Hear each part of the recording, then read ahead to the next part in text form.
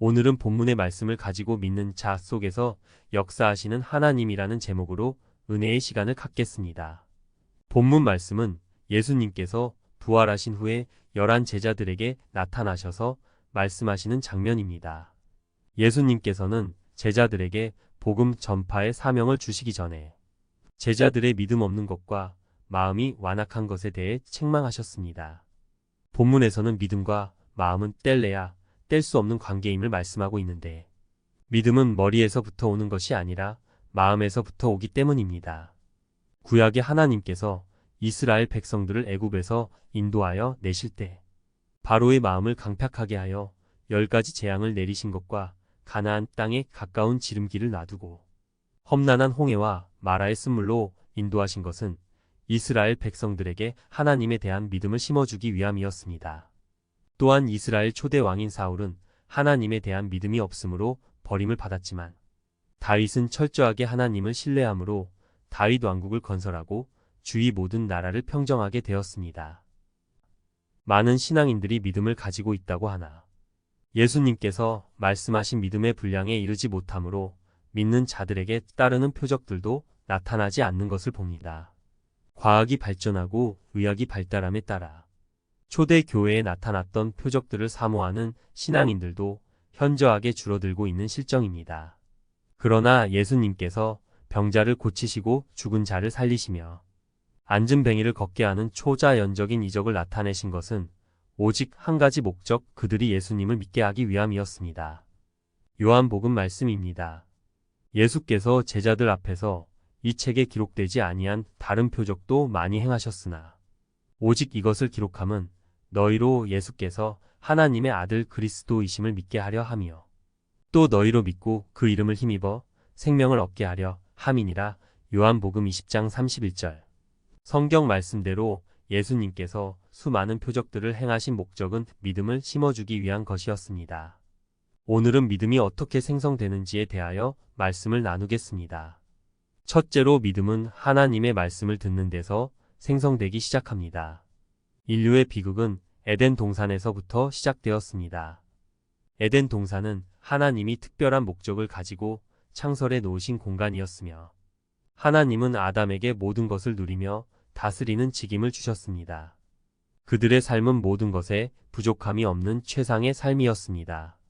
그런데 믿음이 약한 하와에게 사단의 음성이 들렸고, 그 음성에 귀를 기울인 하와를 통해 죄가 들어왔으며, 그 죄의 결과로 인간은 고통의 삶을 살아가게 되었습니다.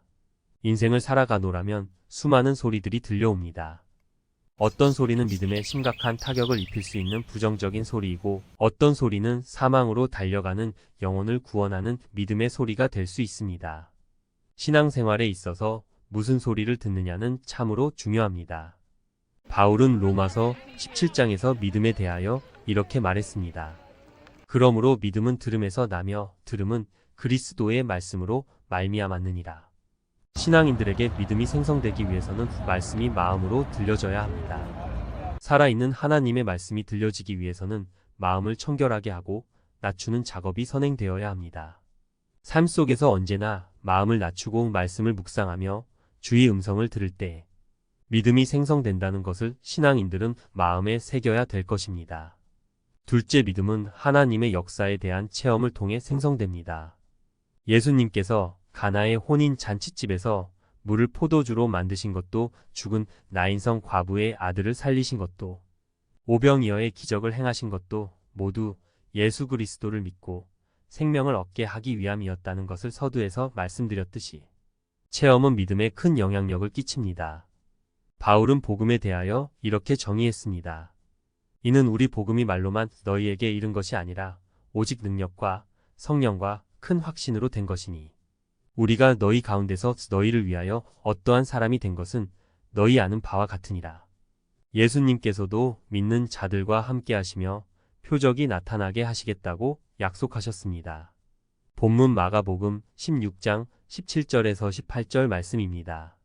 믿는 자들에게는 이런 표적이 따르리니 곧 저희가 내 이름으로 귀신을 쫓아내며 새 방언을 말하며 뱀을 집으며 무슨 독을 마실지라도 해를 받지 아니하며 병든 사람에게 손을 얹은즉 나으리라 하시더라. 사도시대에 이렇게 기사와 표적이 복음을 전하는 현장에 나타남으로 많은 사람들이 복음을 받아들이고 가는 곳마다 구원의 역사가 일어났듯이 오늘날에도 살아계셔서 복음의 현장에서 생생하게 역사하시는 하나님이십니다.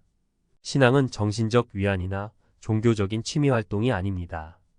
온전한 영혼 구원과 제자 양육이 이루어지기 위해서는 반드시 그리스도의 능력이 나타나야 합니다. 하나님은 지금 이 시간에도 믿음이 있는 자들과 함께 하시며 표적과 이적을 나타내십니다. 셋째, 눈에 보이지 않는 어둠이 떠나야 믿음이 생성될 수 있습니다. 사람의 실체는 보이는 육체가 아닙니다. 보이지 않는 영혼이 진정한 실체입니다. 영은 빛으로 표현되는데 빛이 밝은 사람이 있고 어두운 사람이 있습니다. 사람마다 빛의 밝기는 다릅니다.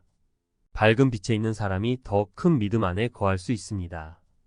요한복음 1장 4절 말씀입니다. 그 안에 생명이 있었으니 이 생명은 사람들의 빛이라. 예수님과의 바른 관계만 이루어지면 어둠은 떠나가게 되어 있습니다. 예수님과 바른 관계를 맺고 어둠을 물리치기 위해서는 기도의 삶이 우선되어야 합니다. 예수님께서도 시험에 들지 않게 깨어 있으라고 말씀하셨습니다. 마가복음을 보면 많은 무리 중에 한 아이의 아버지가 귀신 들려 벙어리 되고 거품을 흘리며 이를 갈고 괴로워하는 자식을 예수님의 제자들에게 데리고 왔으나 능히 쫓아내지 못했을 때 예수님께서 그 아이에게 붙은 귀신을 쫓아내시고 제자들에게 이렇게 말씀했습니다. 기도 외에 다른 것으로는 이런 유가 나갈 수 없느니라. 기도 외에 다른 것으로는 어둠을 몰아낼 수 없습니다.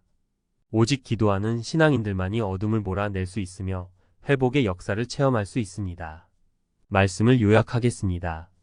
예수님께서는 승천하시기 직전에 제자들에게 마음이 완악한 것과 믿음 없는 것을 책망하시고 믿음이 있는 사람들에게 따르는 표적에 대하여 말씀하셨습니다. 많은 사람들이 믿음이 어떻게 생성되는 줄을 몰라 믿음 안에 거하지 못하고 있습니다. 말씀과 기도와 체험을 통해 날마다 믿음 안에 거함으로 승리하는 삶이 되시기를 주의 이름으로 축원합니다. 인천에서 경인교회 한 사무엘 목사